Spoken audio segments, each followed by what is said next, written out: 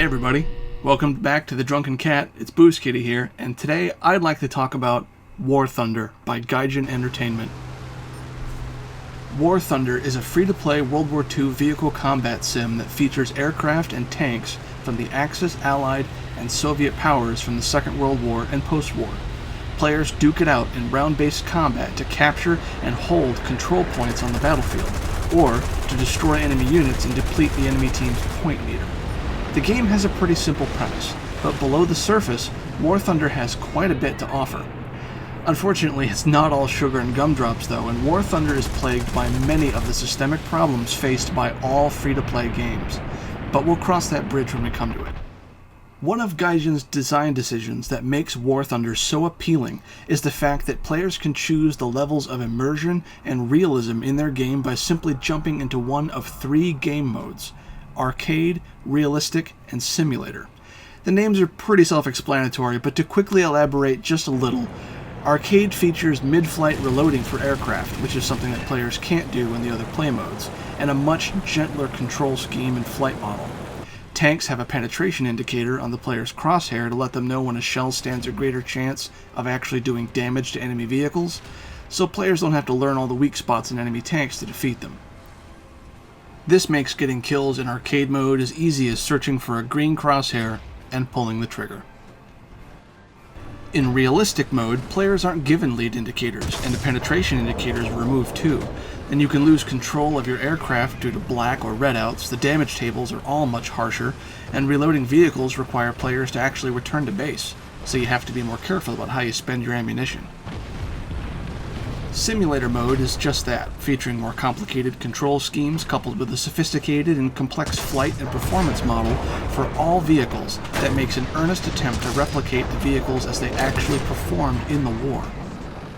This splitting of the gameplay types easily sidesteps the majority of arguments and forum wars that are commonly waged in games like War Thunder. This was a great move by Gaijin to appeal to a broader player base without shunning the more hardcore players. In all 3 game modes, as players compete and gain experience with their vehicles, they can unlock different components and ammunition types to alter their playstyle, or simply improve the vehicle outright.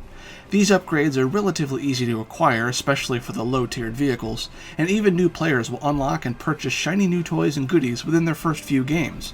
In addition to getting new stuff to play with, players earn experience points for the crews of the vehicles that they use, which can be spent on upgrading the crew or pilot performance. For example, you can spend points upgrading a pilot's vitality, which decreases the chances they'll simply be shot to death through the cockpit glass, at least on the first hit. As players invest more points, the crews improve all vehicles assigned to that slot, which makes a huge difference in the in-game performance of all vehicles. Overall, the game plays very well, at least on paper. There are some balancing issues that need to be sorted, but we'll come to that in a minute. War Thunder's interface seems to be in a constant state of adjustment. As of this video, War Thunder is in version 1.51, and the menu systems and in-game UI have all been overhauled multiple times already, and they're still being tweaked constantly. That's not a bad thing though, as I think Gaijin is doing a great job on it so far. It used to be a bit more awkward, with buttons scattered all over the screen, forcing players to click everywhere just to get into a game, but now just about everything gravitates toward the upper center of the menu. Things are much more easy to find, especially for new players. Now, I suppose initially the tech trees for each faction can seem a little overwhelming. This is since they feature dozens upon dozens of aircraft and tanks in all shapes and sizes, from recon wagons to biplanes, super heavy tank destroyers, multi-engine bombers. Any player unfamiliar with these vehicles may be left wondering which ones to start working toward that will give them the performance they need to fulfill the role they want. Thankfully, Gaijin did do their homework here, and by simply mousing over the vehicles in the tech tree, players are given a stat card with the vehicle basic strengths and weaknesses. And if that wasn't enough, you can optionally select the full information card to get an abbreviated service history of the vehicle and learn how it was actually used in the war. Now, I must say, it's touches like these that make War Thunder stand out to me. The attention to detail is pretty great in this regard. This isn't a perfect system though, so even with all that said, I think Gaijin can still do a little bit more in introducing players to the crew skills tab and integrating this into the vehicle information cards. As it stands right now, players can spend the crew experience they gain by playing on crew skills that directly affect the vehicle's performance, as I mentioned before. This is all well and good, but the crew skills can be a bit nebulous in their descriptions. Should you increase the gunnery skills of an aircraft crew? How much good will it actually do? How much vitality does a crew get per point spent, and how is that calculated?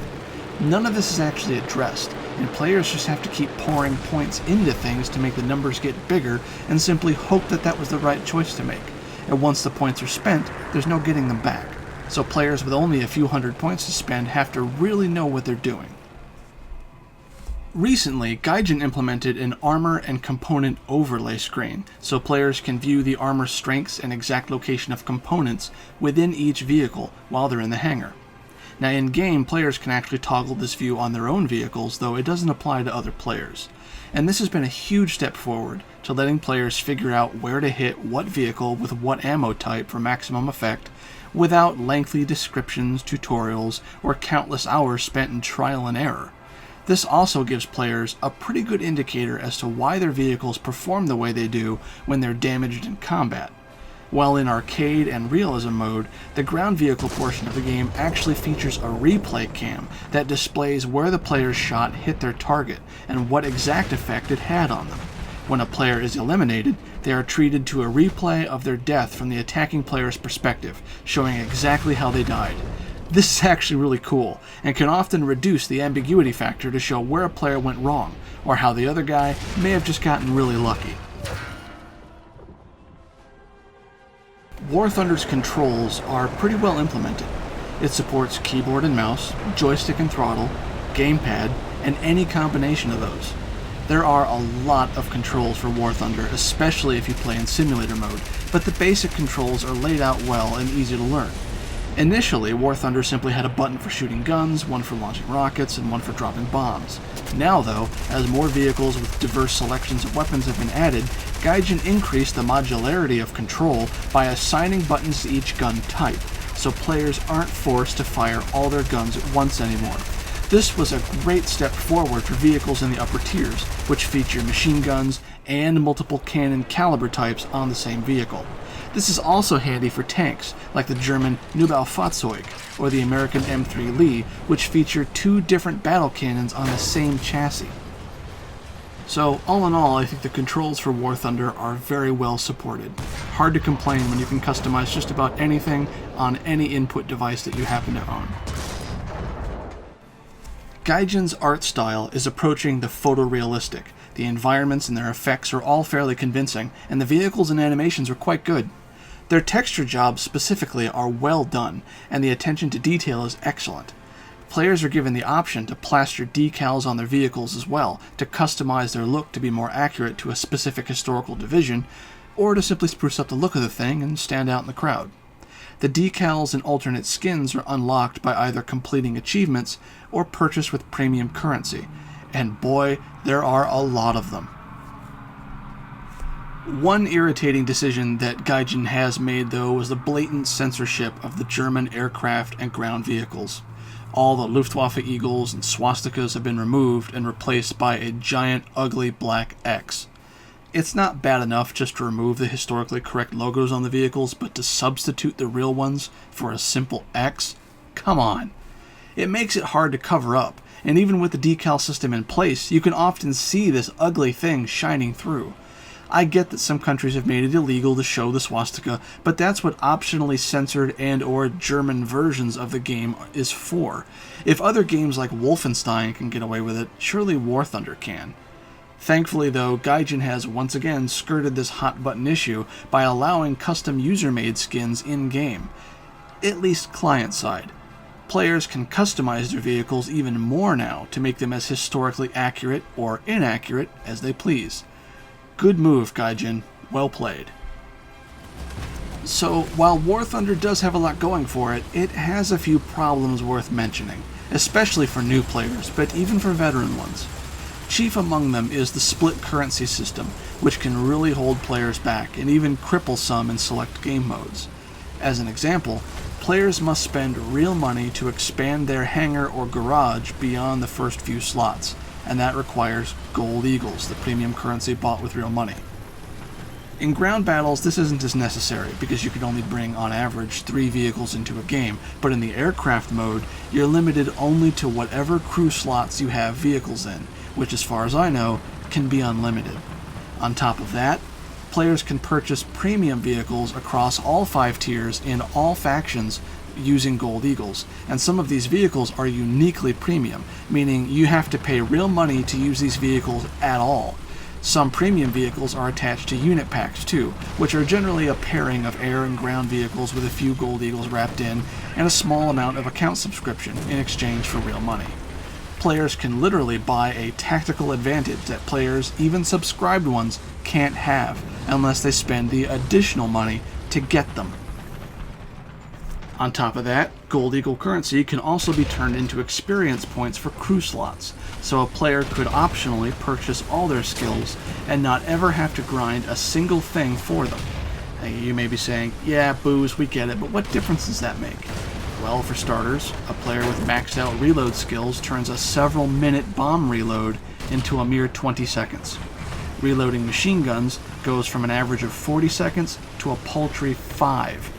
Landing repairs and reloads are shaved down from over a minute to between 10 and 20 seconds, depending on the damage. And this is huge when you consider that most players play arcade, where in-air reloads are a thing, and having near infinite ammo at one's disposal as opposed to however much between 30 to 40 second reloads is a tremendous difference. Yes, players can earn these points too, but as players progress up the crew skills, the cost for crew training increases exponentially, and for some crew skills like reload or repair efficiency, it gets ludicrous. Now, I know I just made a video discussing pay to win, and I stand by my assertion that War Thunder isn't directly pay to win, but players should be very aware of the potential cost for buying premium vehicles, buying hangar slots, then buying up crew skills for up to 5 different armies. The cost gets to be completely insane. We're talking potentially hundreds and hundreds of dollars, and you still wouldn't have all the content in the game. Now, there's also the question of balance between the armies, which in my opinion needs some serious addressing. Many of the factors that help determine how historical battles transpired aren't present in War Thunder, which means that certain vehicles simply don't or can't perform as well as they did in the war. As an example, the Tier 1 Panzer IV-C has a low-velocity cannon on it, which wasn't meant to fight tanks at all, but rather support advancing infantry. Because infantry aren't present in War Thunder, this tank can't fulfill its designated role, and is consistently matched against vehicles made specifically to hunt and kill tanks. This puts the Panzer IV-C at a permanent disadvantage, and low-level players don't have much to substitute for it, except for more older and more outdated tanks. This kind of problem is persistent across all countries at different tiers for different vehicles. But perhaps the most significant and ever-present issue that all players run into in almost every match is the battle rating system. Gaijin has applied a battle rating system to each vehicle, in addition to assigning them to a tier within the tech tree. The higher the number, the better the vehicle supposedly is, and so it will then be matched against higher battle rank vehicles accordingly. Now, on paper, that system makes sense, but the system is seriously flawed in that it will put players into matches with other players up to 1 full battle rank above them. So newer players starting out with nothing but biplanes or scout tanks designed and produced in the mid-1930s are put up against monoplanes and heavy tanks from the early 40s. And I shouldn't have to tell you how that typically works out. Expanding on our previous example of the Panzer IV, that tank has a battle rating of 1.3, and it was produced in 1938, so you would think that Gaijin would make sure to put it up against tanks of those years and around that rating, right? Except the Panzer IV is constantly put up against T-80s and T-34s, which were produced in 1943. 5 years later, and the Panzer IV-C typically doesn't stand a chance going against them toe-to-toe. Now couple all of this with the fact that Gaijin seems to have a real affection for implementing what the player base calls paper vehicles, or vehicles that were drafted up on paper but never really put into full production. Because these vehicles never existed or never saw mass production, the player base simply has to trust that Gaijin will treat these vehicles fairly and make them behave as they should have, which Gaijin has a track record of not doing very well. It also doesn't help that the majority of these paper vehicles are only available to Russia. By the way, Gaijin is a Russian developer. Whether it's blatantly biased or not, this issue has consistently raised questions through the War Thunder community, and balance passes, especially for Russian craft, are an ongoing argument. These are some pretty serious charges, so to speak, brought up against Gaijin, but it shouldn't dissuade players from playing the game at all. But they are factors that need to be taken into consideration for new players or players that are skirting the idea of possibly getting into War Thunder at some point. So, do these problems within War Thunder's development make it a bad game? No, not at all. War Thunder can be great fun, especially with friends, and its most recent graphic optimizations allow it to be run on even less powerful machines, so a hardcore gaming rig isn't even necessary to enjoy this game. That's pretty huge when you consider how beautiful this game really looks.